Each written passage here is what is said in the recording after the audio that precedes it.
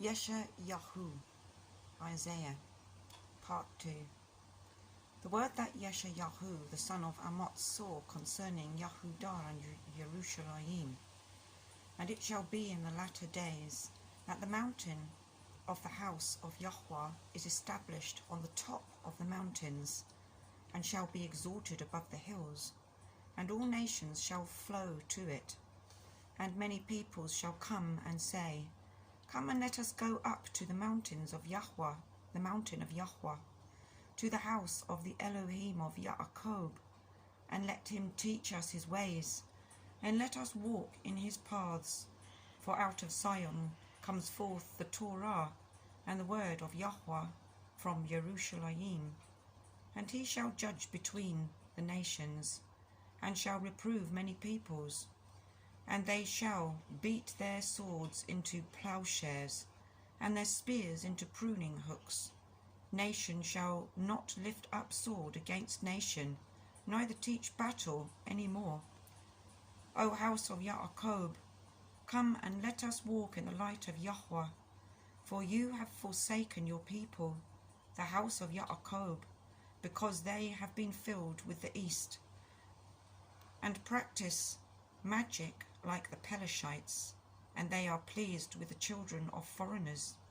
And their land is filled with silver and gold, and there is no end to their treasures.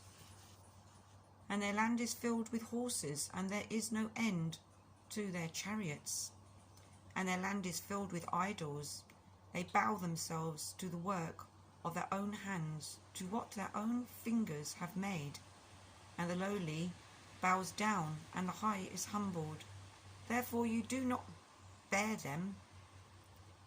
Enter into the rock, and hide in the dust, because of the reverence of Yahweh, and the splendour of his excellency.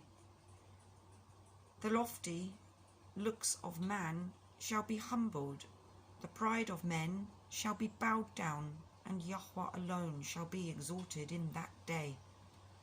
For Yahweh of hosts has a day against all that is proud and lofty, against all that is lifted up, so that it is brought low, and against all the cedars of Lebanon that are high and lifted up, and against all the oaks of Bashan, and against all the high mountains, and against all the hills that are lifted up, and against every lofty tower, and again every strong wall, and against every strong wall, and against all the ships of Tarshish, and against all the desirable craft. And the loftiness of man shall be bowed down, and the pride of men shall be brought low, and Yahweh alone shall be exalted in that day. And the idols completely pass away, and they shall go into the holes of the rocks, and into the caves of the earth, from dread of Yahweh, and the splendour of his excellency, when he arises to shake the earth mightily. In that day man shall throw away his idols of silver and his idols of gold, which they made each for himself to worship, to the moles and bats, to go into the clefts of the rocks, and into the crags of the rugged rocks, because of the reverence of Yahweh and the splendour of his excellency, when he arises to shake the earth mightily, cease from man, whose breath is in his nostrils.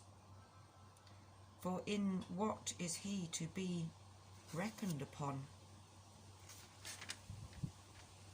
Amen.